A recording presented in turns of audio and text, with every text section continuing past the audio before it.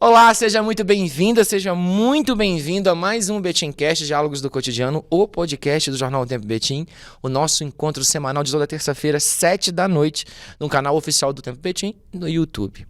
Hoje o nosso papo é muito especial. Em homenagem à campanha Outubro Rosa, nós vamos conversar com duas mulheres incríveis que têm um trabalho maravilhoso de acolhimento e de atenção às mulheres que estão descobrindo o diagnóstico ou estão no tratamento ou pós-tratamento do câncer de mama, que é o câncer que ainda é o câncer que mais vitimiza mulheres no nosso país. Cerca de 70 mil casos são registrados por ano pelo INCA. E, para falar desse assunto super sério, a gente não poderia deixar de trazer pessoas muito especiais que deixam a nossa cidade ainda mais orgulhosa de ter um trabalho tão lindo e tão especial. Elas representam a Orca e o Na Sala de Espera. São dois projetos muito legais que eu tenho certeza que vocês vão se apaixonar, se é que já não conhecem. Eu tenho o prazer de receber aqui comigo Maria e Priscila, sejam muito bem-vindas. Obrigada. Prazer todo nosso. Isso. Estão de rosa, gente. Por que será que essas moças estão de rosa desse jeito? Para falar de amor, né? Sim, também. de esperança. De esperança, nós vamos falar. Mas antes de a gente falar, a gente vai falar da nossa canequinha, que elas já ganharam a delas, tá? A delas já Oba! tá aí, já é delas, já são convidadas. Então todo mundo que senta aqui é convidado, leva a sua canequinha para casa. E você que ainda não é convidado, vai que vai ser, né? A gente não sabe, tem tanta gente talentosa na nossa cidade. Se você ainda não é convidado, você vai se inscrever no aplicativo de O Tempo. Presta atenção, é o aplicativo do O Tempo. O podcast é do Tempo Betim, mas o aplicativo é do Tempo, beleza? Nós somos todo mundo da mesma família. Você vai baixar o aplicativo, vai se cadastrar em promoções e concorrer à canequinha do Betimcast e a todas as outras promoções do Jornal Tempo. Tem muita coisa bacana. Além de ficar bem informado, né, gente? Com as principais notícias de Betim, BH, Minas, Brasil, mundo, tudo ali na palma da mão. Beleza? Se cadastra, porque se você for o vencedor ou a vencedora, o resultado sai na mesma aba promoções no aplicativo e você pega a sua caneca amanhã, quarta-feira, a partir das 9 horas da manhã, na nossa sede, na Rua do Rosário 182, no bairro Angola. Beleza? Tô contando com você. Se você ganhar, vai lá, faz um post e marca a gente. Vamos bater papo? Bora. Então tá bom. Primeiro quero que vocês contem um pouquinho da história de vocês em Betim, se nasceram em Betim, como que chegaram na cidade. Me conta aqui um pouquinho. Vou começar, então. Pode começar. Claro. Meu nome... Bom, eu sou a Maria, né? Maria Concepción. Trabalho na Orca há bastante tempo. E a minha história com o Betim, ela, na verdade, começou com a história da Orca em Betim, né? Tem quantos anos a Orca em Betim? 20 anos. Ela foi fundada em fevereiro de 2005. E eu, para falar um pouquinho da fundação da Orca, eu vou ter que contar um pouquinho do Hospital da Baleia em Belo Horizonte. Eu sou enfermeira de formação e eu participava da equipe do Hospital da Baleia de oncologia. Era uma equipe com médicos, enfermeiros, né? E, por acaso, alguns membros da equipe médica trabalhavam no Hospital Regional em Betim. Isso. Então, vizinho da Orca? Vizinho da Orca. E vai chegar a ser vizinho da Orca. Na época... Ainda não. Ainda não, que foi fundado. Bom, e aí, esses médicos atendiam lá no Hospital Regional e também atendiam no Hospital da Baleia. Então, eles encontravam os pacientes deles nesses dois lugares, né? Tanto no regional, os pacientes acabavam procurando, né, o Hospital Regional. E a quimioterapia e o restante do tratamento eles faziam no Hospital da Baleia. E, assim, uma população com muitas carências, né? O transporte era difícil, a distância na época era longa. A fragilidade do tratamento. A fragilidade do tratamento, a fragilidade das famílias. E, assim, acabou que... em algumas conversas da equipe, surgiu essa questão da gente fazer um acolhimento mais digno dos pacientes, principalmente daqueles que vinham de Betim, porque era uma realidade que a equipe vivia no Hospital da Baleia e vivia no Hospital Regional. Era a mesma realidade, né? Era a mesma realidade. De carência. De carência. Existia a questão da carência, existia a questão de acolhimento, né, desse paciente. Carência em todos os sentidos, financeiro, afetivo, afetiva, né? Tudo, né? Então, na época, a gente começou a trabalhar um pouquinho no próprio Hospital da Baleia, mas acabamos fundando a Organização Regional de Combate ao Câncer em Betim, porque surgiu algumas oportunidades que facilitaram isso. É aqueles desígnios, né, que a gente... O encontro, né? Aqueles encontros, né, aquelas coisas, e acabamos, né, fundando em Betim. E, assim, e daí a história começou a separar um pouquinho, né, do Hospital Nessa época você da já Baleia. conhecia Betim? Você já tinha ido a Betim? Não, eu nunca tinha vindo a Betim. Só estava recebendo os pacientes lá na Tava Baleia? recebendo lá no Hospital da Baleia, e algumas coisas a gente já tentava conduzir, como às vezes encaminhar para algum serviço, por alguma necessidade do paciente, mas assim, não conhecia Betim. Uhum. Eu vim conhecer Betim em 2006, que eu vim para Betim, mas ainda apenas como membro da Orca, né?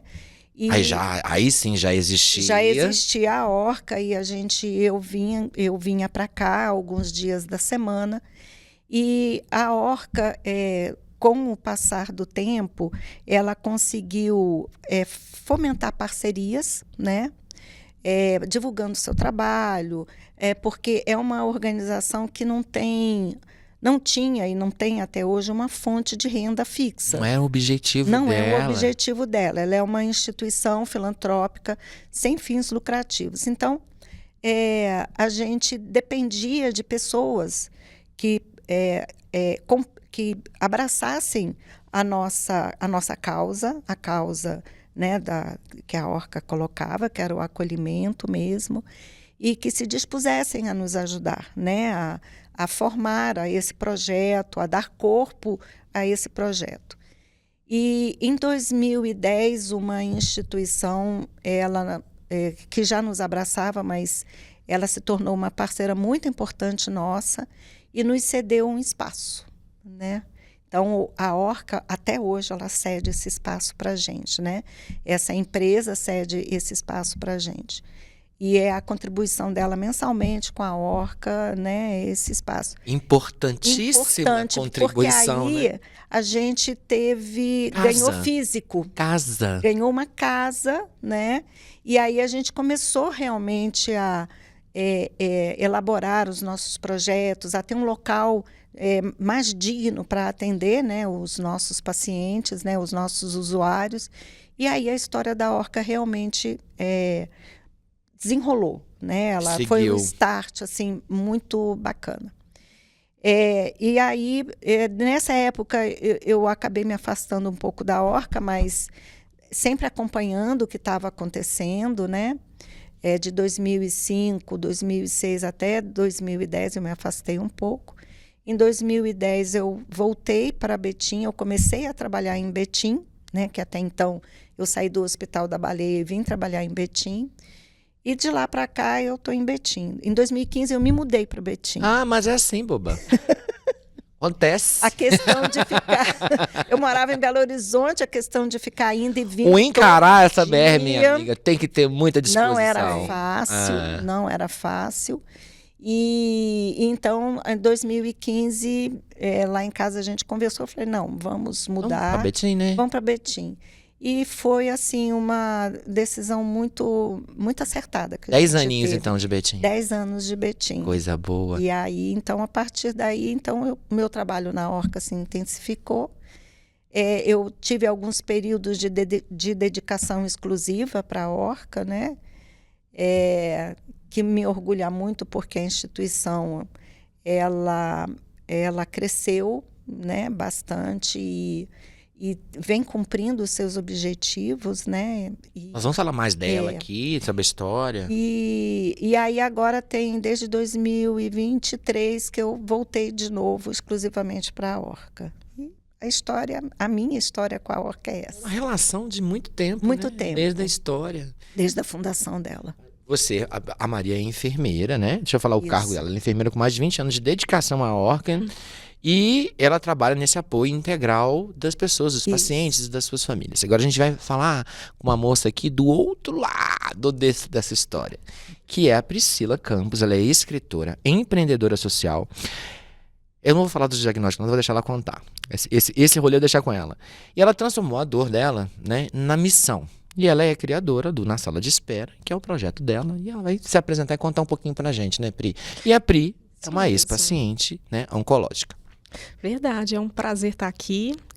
E essa pessoa que você descreveu sou eu, né? Conta você em Betim. Você nasceu em Betim? Como que foi essa Não, história? eu não sou em Betim. Agora a Concepción falando, eu tô com medo de morar em Betim, porque a minha vida acontece em Betim, né? Meus filhos estudam lá.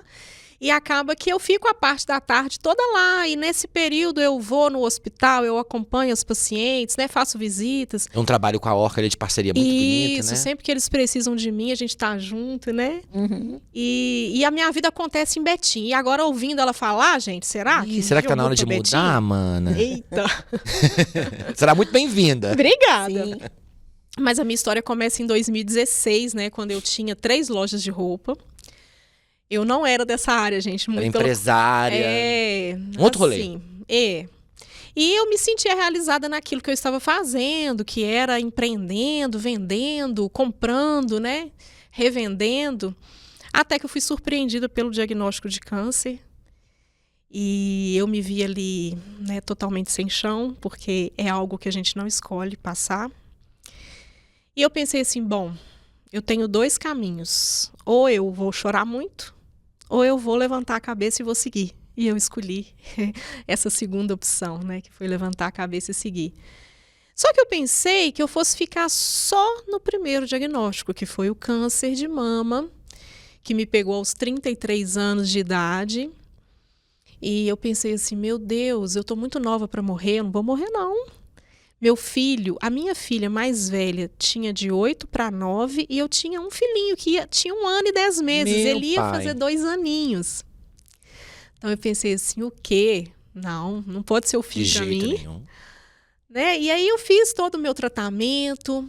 E claro, foi muito difícil, né? Chegar, a gente que é mulher principalmente, a gente se imagina assim, indo em um ginecologista, indo no dentista, indo num psicólogo se necessário for.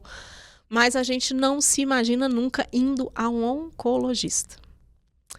E eu me assustei, sabe? Quando eu vi aquele nome, assim, oncologia. E nova, 33 anos, e assim, né? cheguei na recepção, vi um tanto de cabecinha careca e aparentemente eu era mais saudável, mas eu sabia que era questão de tempo para eu ficar como eles. E aquilo deu um aperto, assim, no coração. Mas desde o primeiro momento, eu sempre agradeci. Porque eu sim me sentia a pessoa psicologicamente preparada para encarar um diagnóstico assim, muito positiva. Agradecia por ser comigo e não com a minha mãe, não com meu esposo, não com os meus filhos. E segui o tratamento, né? Da quimioterapia, muitas vezes eu vinha, ia direto para a loja, colocava preço em roupa, ligava para cliente. Às vezes eu mergulhava assim no meu solitário, só que sempre fazendo uma caminhada, me conectando com Deus, desabafando com Ele. Falei, Senhor, tá Sempre difícil. ele, né, Priscila? Sempre Ele, se não fosse Ele. Senhor, tá difícil, desce aqui, me ajuda. Mas segui. Até que passei pela cirurgia da mastectomia, que é algo muito assustador, porque a gente vai para aquela cirurgia. Impactou. Sim, porque a gente não sabe como que vai ser, né? Se vai conseguir preservar a auréola, se foi para axila. A gente não sabe, é uma cirurgia que você vai no escuro. E foi nesse período que eu conheci mulheres da cidade de Betim que vieram até mim me convidar para fazer algo que fez meu coração acelerar, que era conhecer outras mulheres que também estavam passando pelo diagnóstico de câncer. Foi ali, março, que eu vi que eu estava, assim, no deserto. Mas eu estava bebendo água de coco, eu estava de batom e de salto alto. Porque na primeira visita que a gente fez, a gente estava sofrendo pela perda dos cabelos, mas a mulher estava toda introspectiva, com uma geladeira vazia, sofrendo porque o marido tinha acabado de abandonar assim que soube do diagnóstico, Porque logo ele pensou, não, eu não vou dar conta, ela vai ficar careca, ela vai perder a mama, eu não vou saber conviver com uma cicatriz, possivelmente ela vai vir a óbito, eu vou pular fora. E aí ele já engatava num outro relacionamento e nem pensão muitas vezes não pagava. E essa mulher, ela se via sozinha, sem rede de apoio, e assim, com o casamento destruído, com o lar destruído. Um diagnóstico muito sério, muito, né, determinante, assim. E aí a gente viu que a gente precisava fazer alguma coisa, sabe? E naquele primeiro impacto, assim, do momento, eu ainda não tinha muita certeza da minha cura, mas era outubro e a gente entrou nas empresas para falar de prevenção, para falar de autocuidado, a troco de cestas básicas, para não mais ir visitá-las de mãos vazias, né? Para ter algo para oferecer. E aí eu descobri que o meu chamado era esse. Era isso que Deus queria de mim. Eu fui fechando as lojas a cada novo diagnóstico. É claro que eu queria ter ficado só no primeiro, né? Foram quantos até agora? Então, depois do de mama, eu tive 5 diagnósticos no cérebro. Todos seguidos de convulsão. Em 3 anos, eu tive 4 diagnósticos no cérebro. Todos de 6 em 6 meses e todos sempre numa região diferente da cabeça. E aí os prognósticos começaram a ficar difíceis de se ouvir, sabe? Teve uma vez que o neurologista ele até desenhou para mim, com coisa que eu fosse entender, né? Ele fez um desenho assim da minha cabeça para poder me mostrar onde estava o tumor e ele disse assim, Priscila, esse novo tumor ele está numa área muito nobre do seu cérebro, responsável pelo seu campo direito, motor. E eu preciso ser um pouco mais invasivo. Se eu tirar algo além do necessário, eu corro o risco de te deixar lesionada. Você vai ficar torta do seu lado direito. A sua boca, você vai mancar, você vai puxar da perna. E aquilo ali, eu segurando para não chorar, né, no consultório. É muito forte ouvir isso, né? É muito forte. E eu lembro só de chegar depois, de frente ao espelho, e ver a minha imagem ali refletida, eu perfeita. E eu falar para Deus, Senhor, eu sei que não tem sido fácil. Eu acabei de ouvir da boca do médico que tem chance de eu ficar torta. Pai, mas eu confio na tua bondade. E eu sei que o Senhor é poderoso para fazer infinitamente mais. Me concede ir para essa cirurgia perfeita, assim como eu estou me vendo, e voltar perfeita. Mas, Deus, se isso não for possível, se o Senhor tiver planos melhores para mim, me ensina a conviver com essa dificuldade. E aí eu fui para aquela última cirurgia, aberta na cabeça, e o Senhor me alcançou com graça e misericórdia. Amém. E cá estou, né? Sem sequela, viva e com um propósito. E palestrando, tá, meus amores? E palestrando Isso muito, mesmo, que essa moça é bastante. boa nas palavras. E com um propósito. Encorajar mulheres que estão chegando agora. Que pensam que o diagnóstico é uma sentença de morte. É um fim, né? É o fim. Eu já até me emocionei, gente. Mas vamos lá. Pri, me conta assim, viver essa experiência toda e receber esses diagnósticos, para muita gente é natural, né, Maria? Assim, acho que é natural. As pessoas acabam ficando muito limitadas, combatidas, assim, é difícil reagir. Mas você é um exemplo diferente. Você literalmente pegou do limão e fez uma limonada. E fez suíça ainda.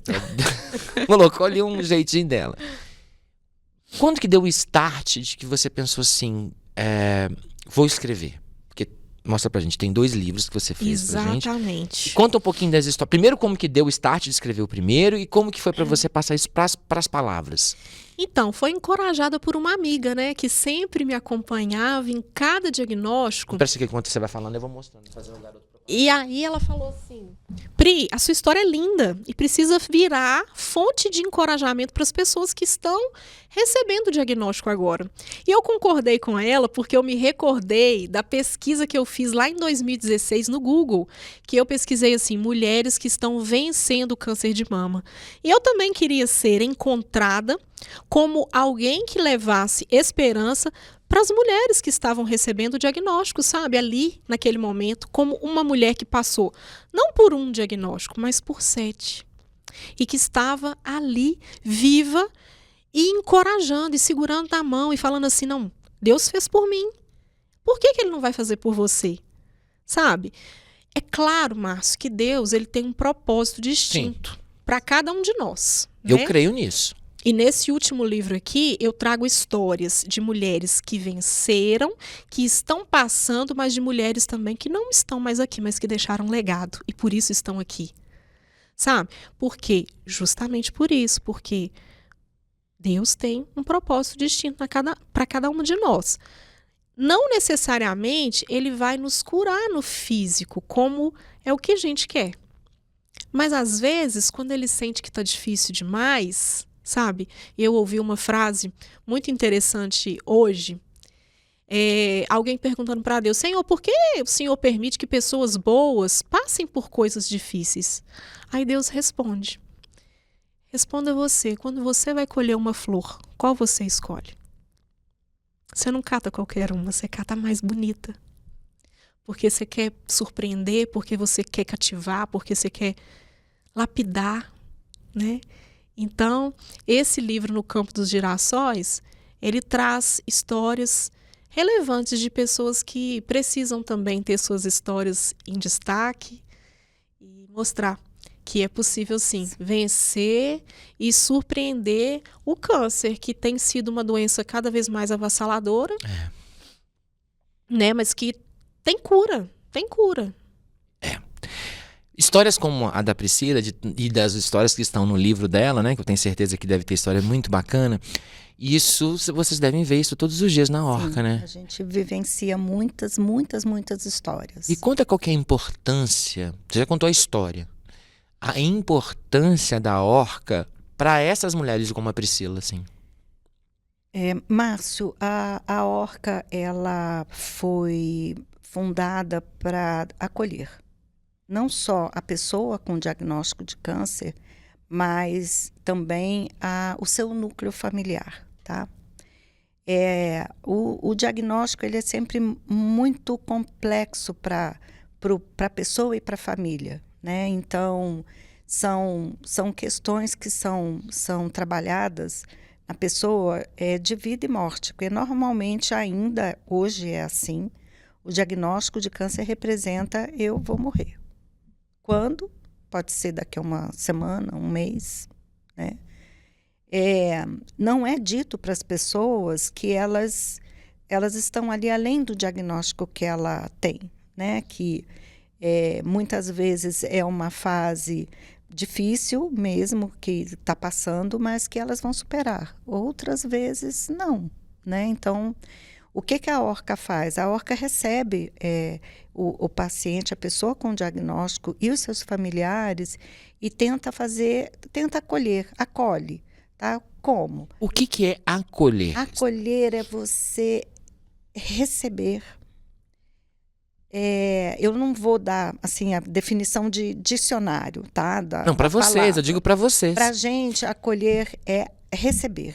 Receber a pessoa, a família, o seu núcleo familiar, ouvir, tá? E estar presente ali, nas necessidades que a pessoa tem de expressar seus sentimentos, de colocar suas angústias e suas dúvidas, de tentar fazer com que o dia a dia dela seja um pouco mais significativo além do diagnóstico que ela tem, tá?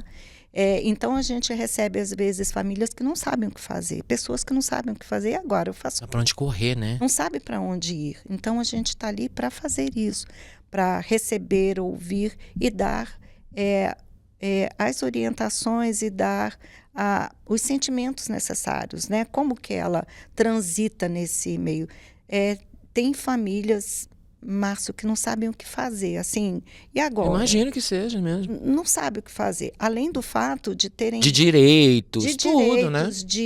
de sentimentos, de saber o que elas têm direito, Meu aonde cabelo que vai elas cair, podem. o que eu faço? Exatamente, entendeu? Onde recorrer, qual é o Onde serviço recorrer, o que público, vai acontecer, quais são os sintomas. E, às vezes, os serviços de tratamento, as instituições que fazem a químio e a radioterapia ou a cirurgia, eles recebem a pessoa com o diagnóstico de câncer. Acabou.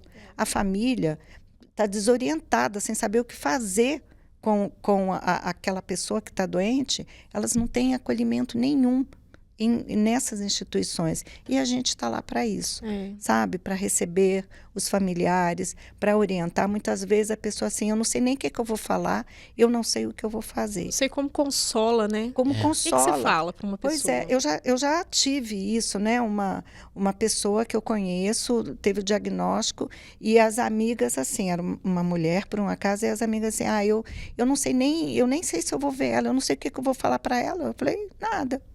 Sabe, você vai, se eu falo alguma, não, você vai ouvir, a pessoa deixa ela trava, se expressar. é tão tabu ainda, né? É difícil, é muito difícil. É impressionante como a gente já está em 2025 e o câncer ainda é um tabu. Tem muito cidades grande. pequenas que as pessoas nem falam a palavra Não câncer. fala. Porque parece que pega.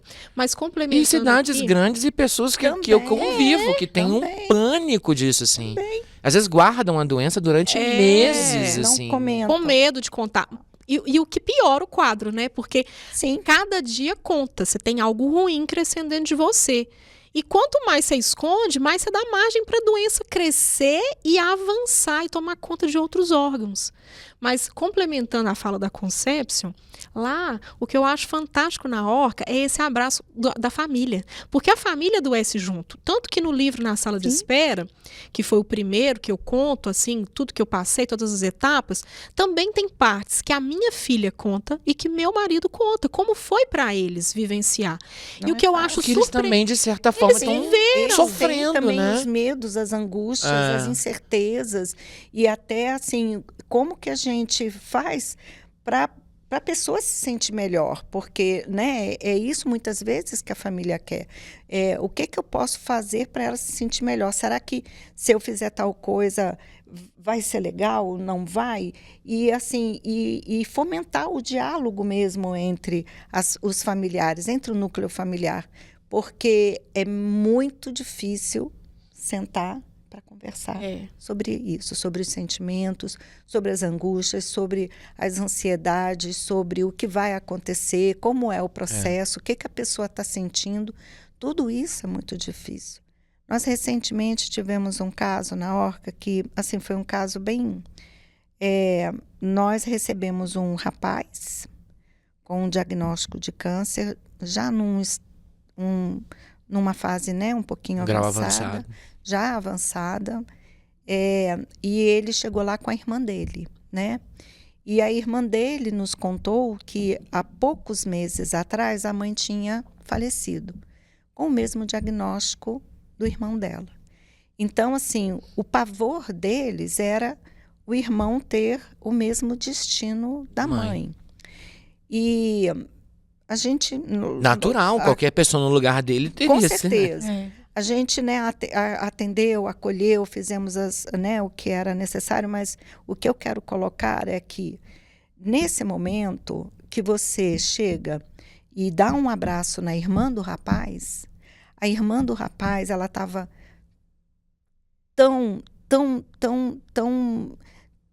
ela estava tão difícil dela viver aquela situação que ela não conseguia receber um abraço. Exato. Pesado demais. E como ela, recentemente, foi nesse mês, uma mãe chegou lá em total desespero, porque a mãe dela tinha falecido com câncer há 4 meses e ela estava vivenciando o diagnóstico da filha de 12 anos. Então, assim, ela chegou lá, assim, literalmente desesperada. E aí, assim, é aquilo, sabe, por tudo isso de novo, já foi com a minha mãe, agora imagina como foi uma filha de 12 anos. De 12 anos, sabe? Então, assim, você faz... essa pessoa, essa família tem que ser ouvida, tem que ser acolhida. entendeu? Tem que ter para quem se desesperar. Ela vai se desesperar para a filha? Não tem como. Não tem como. Então, assim, a gente recebe, a gente está lá. Ser esse lugar para receber, colher, escutar, enxugar lágrimas, ser o ombro. Dar o ombro, abraçar, mesmo que a pessoa ficava rígida, sabe? A menina ia, não, vamos, e a gente dá seguimento a isso. É muito lindo, né? Nossa, vamos ver uns depoimentos legais? A gente está com uns vídeos aqui que a Orca mandou pra gente. Vou mostrar um vídeo de um depoimento. Começa com um depoimento muito forte. Vamos ver.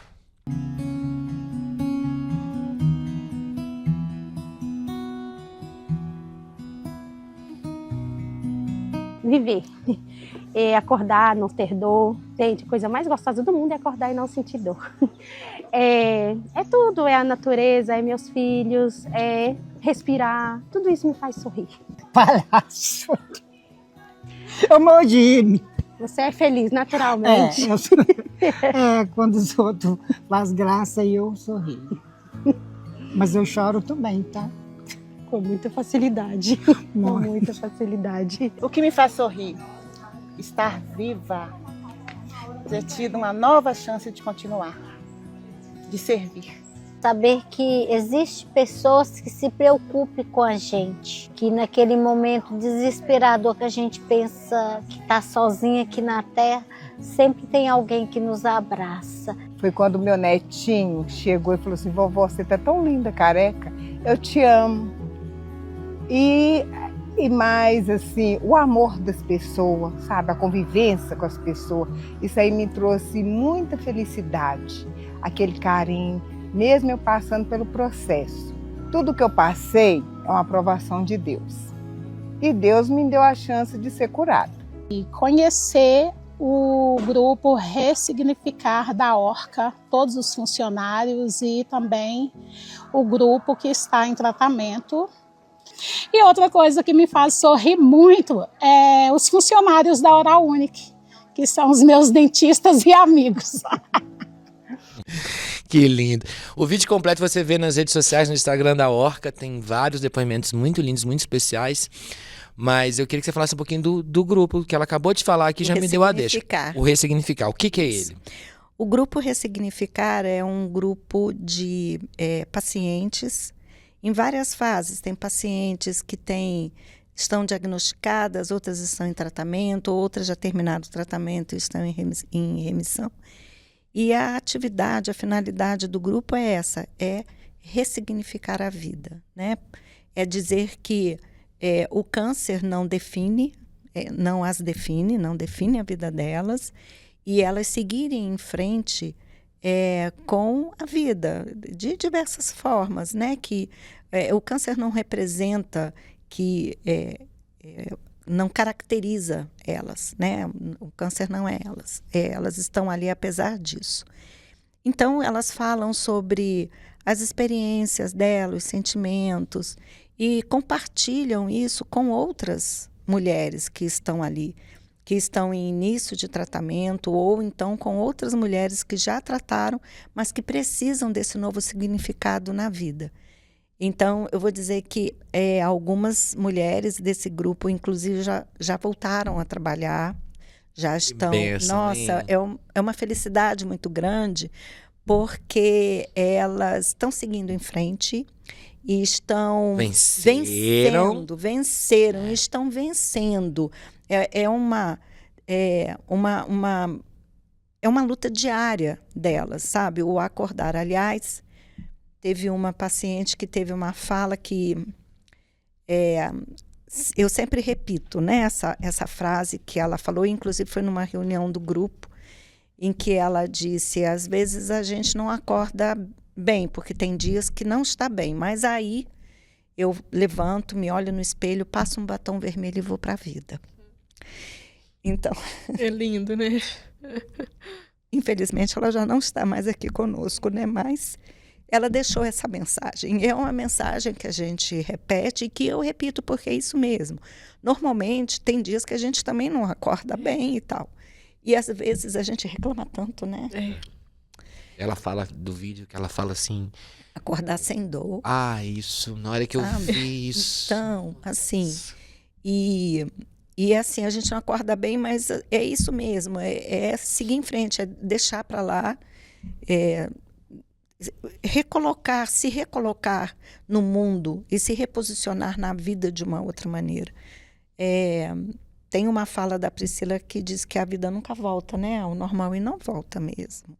Porque você ressignifica, você reavalia sentimentos, você reavalia a sua vida de uma maneira geral, né? E uma coisa que ela colocou que eu quero reforçar é a questão, muitas vezes, de o diagnóstico, ele realmente redefine a vida, porque você vê as pessoas, muitas vezes, se afastando porque elas não conseguem lidar com isso, com a doença, porque precisa de uma força de sentimentos, precisa de uma força de atitude, precisa de uma coragem muito grande. E não são todos que que aceitam esse desafio. E de frente ao diagnóstico, de frente a esse desafio, de frente a essa questão, é que a pessoa se vê, avalia o tamanho da coragem dela. Dela. Porque a gente só consegue avaliar o tamanho da nossa coragem diante de um desafio muito grande. Né? Ser corajoso no dia a dia, no corriqueiro, né? Já faz parte. A gente só de estar vivo já é...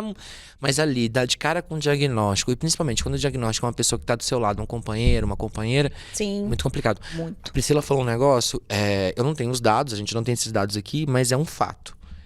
Há um registro muito grande de companheiros que abandonam as companheiras mulheres que estão iniciando ou estão no meio do tratamento. Um exemplo muito popular aconteceu com a Preta Gil. Né? Todo mundo viu, enfim.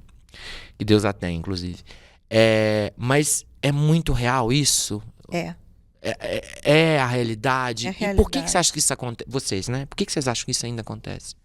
Eu acho assim que... Nós homens somos mais covardes? Eu acho que é a questão... Eu vou dar a minha opinião, pessoal. Sim. Eu, Maria, sabe?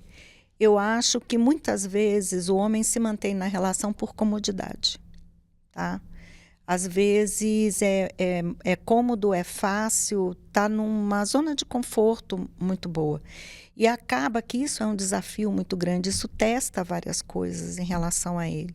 E ele muitas vezes não quer fazer esses enfrentamentos. Então, veja bem, mulheres que têm diagnóstico com filhos, isso é muito complicado, porque eu não sei, eu acho que na cabeça dele deve pensar assim, eu vou ter que cuidar dela, ainda vou ter que cuidar dos filhos dele, como é que faz? E como que trabalha? Como é que eu vou, sabe? Tem aquele pensamento machista que achou que a mulher que tinha que cuidar dele, não o contrário, né? Mas eu acho assim, então, essa é a minha opinião pessoal, não está baseada em pesquisa, nem nada, é o que eu vejo, até porque nesses anos todos, eu já vivenciei, eu trabalho com oncologia já desde 1997, mais ou menos. Eu trabalhei um tempo como enfermeira e depois com outras atividades fora da área da enfermagem, mas sempre envolvido com a oncologia. E a gente vê muitas histórias, assim, histórias de que até começa, o homem até participa no início, mas quando ele vê o peso que é aquilo, ele também, porque os hormônios da gente ficam muito aflorados, né? Fica muito a gente difícil. fica muito à flor da pele. E aí eu Por questões óbvias, né? E aí eu penso, sabe, que esse casal já vinha de um relacionamento já desgastado. E aí o homem conhece uma nova fase da mulher, que ele nunca não conhecia antes. Sim. Isso é o ponto final, né? Muitas vezes isso é o que acontece. Mas também tem bons exemplos. Eu tenho uma amiga que, quando ela descobriu o diagnóstico, ela chegou para o marido e falou assim, olha, você não merece passar por isso do meu lado, eu vou perder a mama, eu vou ficar careca, eu vou ficar inchada. Você pode separar de mim e arrumar outra. Ele falou assim, você ficou louca? E o até que a morte nos separe? Eu vou com você até Acabou, o fim. não. Até o fim. Isso E o mesmo, meu marido tem. também me Eu ia acompanhou. te perguntar isso. Isso não aconteceu contigo, Não, né? não aconteceu comigo, muito pelo contrário, sabe? Eu tenho uma base familiar muito firme, um casamento muito feliz, um esposo muito companheiro, que fez questão de me acompanhar em cada consulta, em cada exame. Ele entristeceu e se culpa até hoje porque ele não estava comigo no ato da biópsia. Sabe? É algo assim que ele carrega com ele, então isso é companheirismo Como que ele de chama? verdade. Juninho, Elson Júnior. Ô, Juninho, pelo amor de Deus, libere isso aí, moço. Vai ser feliz, curtir essa bênção que vocês receberam. É isso mesmo. Já fez Amém. muito, ó, tá Fez doido. mesmo. Mas Fez mesmo. é aquilo que eu acho que, né, só confirmando, eu acho que depende muito do ponto em que a relação do casal está. Tudo conta, né? Tudo conta, porque nós temos lá na Orca um pai de família, tem 3 filhos, e a esposa dele, né, teve câncer, ela realmente não resistiu, e ele não largava ela de jeito nenhum. E ele que cuidava dos meninos quando ela precisava fazer, porque não dava para ele acompanhar ela, né, por causa das crianças. É. Mas ele cuidou das crianças, cuida das crianças até hoje. As crianças não estão com a avó, não estão com ninguém. Ele é que cuida das que bênção, crianças. tá vendo? Entendeu? Então, assim, Que lindo. tem histórias legais, Muito legais, realmente, né? E tem outras histórias que dependem da relação do casal, de que fase está. Eu acho Acho que que você tá tem. com os olhos muito abertos e com um sentimento também, um coração aberto, para enxergar essas possibilidades, essas histórias que estão ao nosso redor. Porque, infelizmente ou felizmente, a vida tem dessas peças que ela prega na gente. Então, eu vivi diagnóstico de câncer em casa. Meu pai, ele teve diagnóstico, era muito pequeno e ele, infelizmente, não resistiu e morreu. Então, é uma doença que não tem jeito. Você vai viver sempre falando desse assunto, Sim. porque passou pela sua família, dentro da sua família, tem uma perda. Mas tem histórias muito legais. E tem pessoas que fazem nessas histórias coisas muito legais. Nós vamos passar um vídeo agora da Priscila, em que ela conta um pouquinho da história dela, só pra vocês verem como é que a moça tem um dom com as palavras. Vamos passar o Tem vídeo. mesmo. Meu Deus. Eu tive 7 diagnósticos de câncer e eu sou um milagre vivo. Meu nome é Priscila Campos, eu sou autora do livro Na Sala de Espera e esse livro tem muita esperança. O que Deus fez por mim, pode fazer também por você. A partir de hoje, toda terça-feira, a gente vai trazer um capítulo novo da minha história.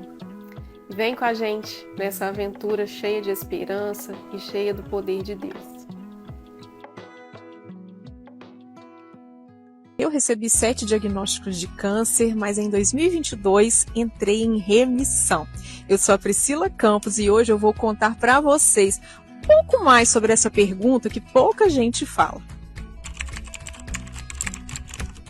Quando o tratamento acaba, a vida não volta a ser como ela era antes. Ela muda, você muda. E é aí que começa a reconstrução. Eu intensifiquei a atividade física, aumentei o cuidado comigo mesma, me envolvi em projetos que conectam com outras mulheres, porque sei que sou fonte de esperança para elas e comecei a viver de um jeito mais presente. Recomeçar me ensinou a olhar a vida com mais calma, a viver o presente com menos pressa. E o cuidado não parou, é claro. E como é maravilhoso poder contar com uma equipe sempre muito presente, muito prestativa, como a equipe da Oncoclínicas, que sempre me acompanhou. E uau, como isso faz diferença. Em casa, cada abraço tem um significado diferente. E cada risada aqui vale ouro.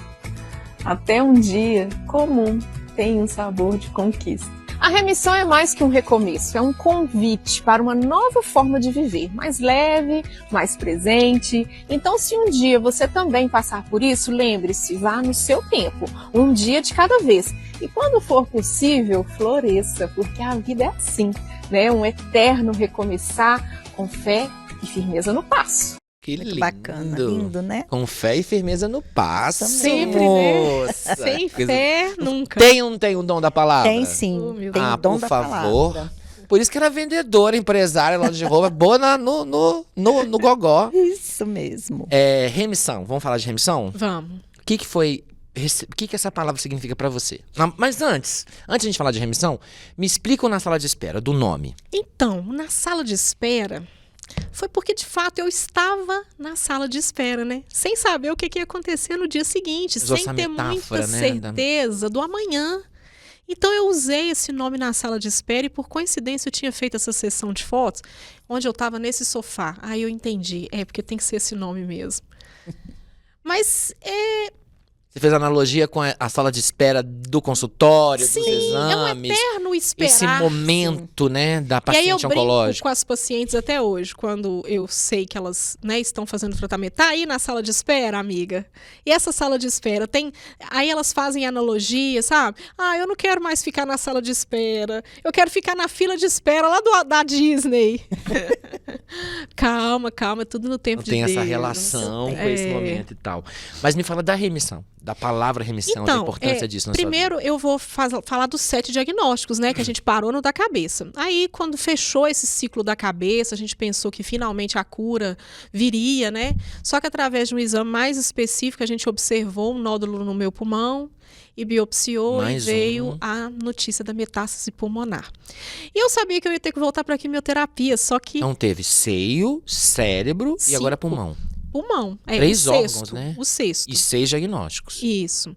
Aí eu voltei, eu ia ter que voltar para a quimioterapia. E eu, Márcio, confesso que eu sou muito vaidosa. Que mulher que não é? Nossa. A gente já acorda, já moldando o cabelinho, já vendo como é que ele tá.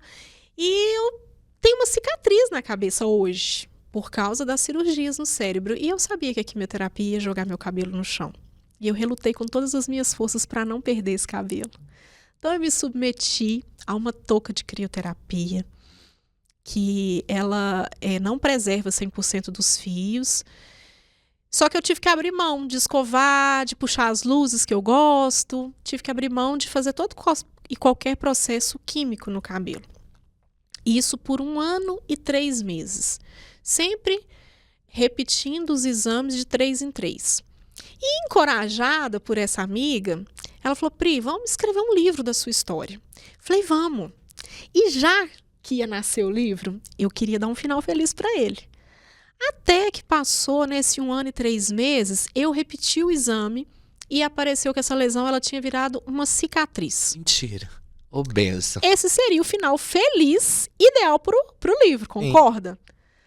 Mas aí eu comecei a sentir uma dor aqui no externo. Eu respirava, doía, eu ia dirigir, doía. Aí a gente... Voltou ao médico. E fez o exame e descobriu a metástase óssea, a 7ª. Aí eu desisti de livro. Falei, amiga, não vai ter livro, eu tô doente de novo. E ela falou, não, Isso calma. foi que ano? Foi em 2022. Ela falou, não, calma.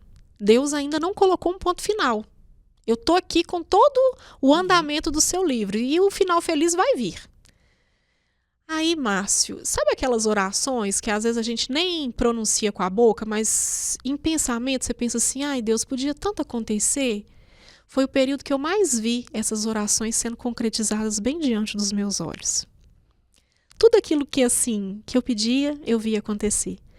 E esse tratamento durou apenas 3 meses. Eu voltei, perdi meus cabelos pela 2ª vez, né? Diferente do que eu imaginava. Aceitou isso? Aceitei, fiquei liberta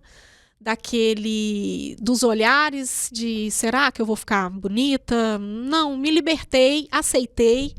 E acho que Deus falou assim, agora... Poxa vida, ela tá merecendo a cura. A menina é danada, né? Corajosa. E aí, com apenas 3 meses que eu estava em tratamento, eu repeti o exame e veio a notícia, né? Tão aguardada por todos nós, a qual eu me encontro até hoje, que é de remissão. E a medicina fala que eu sou uma paciente metastática paliativa e a cada 21 dias eu ainda volto para tomar imunoterapia. Até quando? Até quando eu não sei. Porque a medicina fala que as minhas células cancerígenas elas estão adormecidas. Sim. Como um vulcão que perdeu a inatividade ali. Mas eu creio de todo o meu coração que se elas estão adormecidas, elas vão dormir para todo sempre. Amém. Amém. E aí, né, nasceu... Eu creio, viu? Amém, eu também. E aí nasceu, né, o meu propósito. Que eu finalmente entendi que Deus não me criou para ficar atrás de um balcão de loja de roupa. Ele me criou para que eu tivesse autoridade, para que eu, ao entrar e compartilhar o meu testemunho, a falar o que ele fez na minha vida, eu levasse as pessoas também a crer que é possível acontecer com elas. Né? Então, nasceu o livro Na Sala de Espera e, após a remissão, nasceu o livro No Campo dos Girassóis, através desse trabalho que, se Deus quiser, eu quero voltar com ele ano que vem, porque esse ano a minha filha casa e eu estou ficando por conta dela. Priorizando a família. Isso. Mas ano que vem eu quero voltar, porque eu sempre conheço tantas histórias lindas. Que legal. Nesse quadro, e elas valem a pena ter notoriedade, virarem histórias Com mesmo, né? certeza. Quem sabe vem um filme por aí. Dá o serviço dos livros pra gente. Então, as pessoas conseguem comprar, adquirir. Olha, é só me chamar inbox lá no meu perfil do Instagram, Qual que é o perfil? Priscila.nasaladespera. Tudo junto? Tudo junto. @priscila.saladespera. Isso. E na Seara Livraria, você também pode chamar lá e receber o livro na sua casa. Ótimo. E vamos falar de remissão agora? Vamos falar de remissão. Então, eu estou descobrindo, né? Eu brinco que, apesar de ainda estar em tratamento, eu me sinto no paraíso oncológico. Se é possível existir esse paraíso, eu brinco sempre que eu estou nele. Porque hoje eu vou sozinha, dirigindo o carro. Muitas vezes os pós-operatórios me impediram de dirigir porque eu tinha crise convulsiva, eu convulsionava, e aí por segurança, e também porque eu ficava assim, um pouco lesadinha depois. Mas é de bom tom mesmo, né? Não arriscar. E eu amo a sensação de dirigir, sabe? Uhum. Parece que é uma liberdade. Hoje eu vou sozinha, eu tiro o dia pra mim, eu vou no shopping se eu quiser, eu levo uma amiga se eu quiser, e a gente ri, e eu costumo fazer umas dancinhas lá, e é libertador, sabe? De tudo que eu já passei, quando eu sento naquela cadeira, eu sei que é mais uma dose que reforça a minha cura. Tem pessoas que falam comigo assim, se você tá curada, por que você vai lá? Opa, peraí. Deus me deu a oportunidade de viver algo que ele mesmo deu inteligência para o homem criar. Se tá dando certo, que bobagem a minha de abrir mão e falar assim, não, tô curada, não vou. Pra que esse negacionismo, Pra né? quê? Isso é bobagem. Não façam isso, entendeu? Mantém as suas células dormindo. Eu quero manter as minhas células sem atividade. E deixa acordar só as células boas, coisa boa. Isso. Esse cérebro bombando de coisas, histórias legais. Exatamente. Meninas, toda história boa e todo papo bom tem hora pra começar, mas também tem hora pra terminar. Mas eu queria que vocês deixassem nosso episódio de hoje. A gente não tá aqui falando, como que descobre o câncer, como que faz o tratamento. Nosso objetivo não é esse. Tem outras esferas e outros espaços de você buscar informação sobre isso. O INCA tá aí, você pode pesquisar, o Ministério da Saúde, as secretarias de saúde do seu estado, da sua cidade. E também, em quem é em Betim, tem a Orca, se você precisar. Tem a Orca lá, portinhas abertas. Tem a PRI com sala de espera para você que é paciente, familiar, quer trocar uma ideia. Mas eu queria que a gente terminasse isso, que é a essência da nossa conversa. Qual que é o papel do apoio e do acolhimento, da rede de apoio para as pessoas que estão em tratamento? Que é o que vocês fazem e que você faz. Sim. É fundamental isso, porque a Orca, nesse papel de receber e de acolher e de valorizar a vida, que é, né, um dos objetivos que a gente tem, ela dá suporte para o enfrentamento dessa situação. A gente... e é importante porque a gente dá orientação, a gente tem uma equipe multidisciplinar à disposição, né? Então, nós temos uma equipe composta por assistentes sociais, farmacêuticos, enfermeiro, fisioterapeuta, dentista, psicólogas, tudo conectado, multidisciplinar, para isso. Gratuito, é um apoio completo, tá? Eu sempre reforço, nós não fazemos o tratamento de químio, rádio e cirurgia. Nós fazemos todo o resto. Todo o resto. Que é tão importante. Que é muito importante, tá? Então, tem projetos sociais também, né? Tem nós o Bazar. Temos projetos sociais, como eu falei no início. Nós somos uma instituição sem fins lucrativos e a gente precisa da comunidade de Betim, não só das pessoas, mas dos empresários, para manter o nosso projeto, para manter a nossa horca de pé, de portas abertas, né? Então a gente faz um bazar, temos o nosso bazar, com coisas super bacanas, tá? A preços assim fantásticos.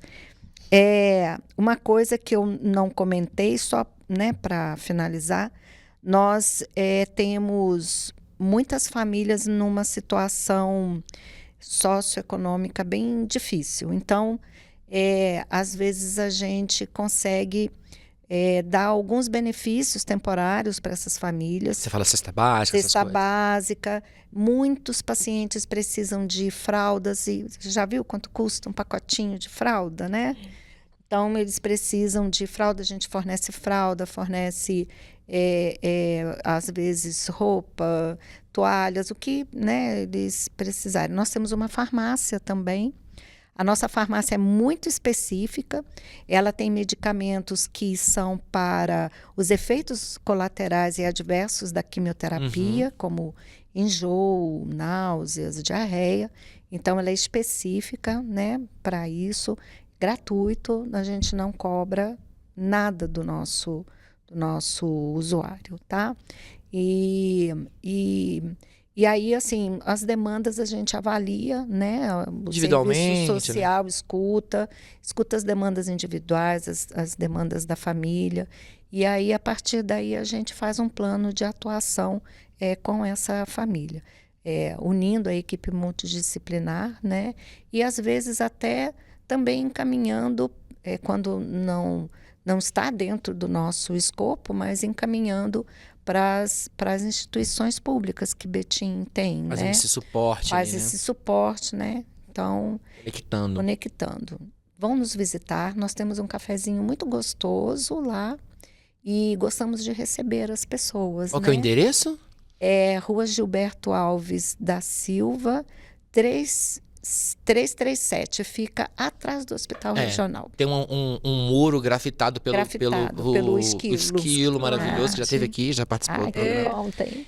E em você que é empresário ou pessoa física, às vezes você não é um empresário, mas você quer ajudar, ajude. Doe, colabore, vai lá na horca, leva alguma doação, leva a cesta básica, leva a roupa. Você tem aquela roupa que você não usa mais, que tá guardadinha aí, ó. Pra quê? Dá pra quem tá precisando, ajuda quem tá precisando. Você vai fazer um bem danado. Faz a diferença na vida dos nossos usuários. Aqui, ó, as redes, você que tá acompanhando, tá as redes aqui, ó, o Instagram da Horca, pra você ir lá ajudar. Pri, e o na sala de espera? O que nós temos na sala de espera para frente? Conta para nós aí. Você estava perguntando qual a importância da rede de apoio, né? Eu também quero responder. Eu acho que é muito importante, é uma extensão de cura. Porque você se sentir amado, você se sentir querido, você se sentir abraçado... É fundamental. Só depende de você ter uma fé firmada e na sua mente bem resolvida, eu vou vencer, né? E é isso, eu acho que a rede de apoio é muito importante. E na sala de espera, você só me chamar lá em box, né? O que eu fazia antes, a troco de cestas básicas, hoje meu ministério é mantido pela venda dos livros, eu também apoio pacientes, né? Vou no leito ali da quimioterapia, quando eu não estou no hospital, eu estou ali segurando na mão, acompanhando e disseminando meninas também, para que eu falo que eu queria poder ser multiplicando várias. Isso, né? Eu queria poder ser várias para poder atender todas as demandas, mas graças a Deus eu tenho ensinado as meninas, preparado elas, e agora mesmo tem... Ex-pacientes, você tá falando? Ex-pacientes, acompanhando outras pacientes. Agora uma mesmo, corrente do bem mesmo. Uma corrente do bem. Agora mesmo eu recebi uma fotinha de uma paciente que está lá no Chavantes, né, segurando a mão de uma paciente que está lá em tratamento, porque não tem quem vá com ela e ela fica muito debilitada. Então, é uma alegria. Para eu poder estar aqui, eu sei que tem alguém me dando o suporte lá. Então, esse é o meu trabalho. E da palestra também, da palestra, né? Inclusive, ainda tenho algumas vagas no mês de outubro. É só contactar. Entre em contato com as meninas que elas estão aí. Eu sei que elas vão ralar bastante agora nesse mês de outubro. Oba! Vamos. Meninas, primeiro, muito obrigado. Né? Eu sei que vocês estão no corre mesmo, literalmente, desse mês, esse mês de outubro, né? Campanha Outubro Rosa. Meninas, por favor, cuidem-se, cuidem de vocês. Procure um médico, faça os exames de rotina.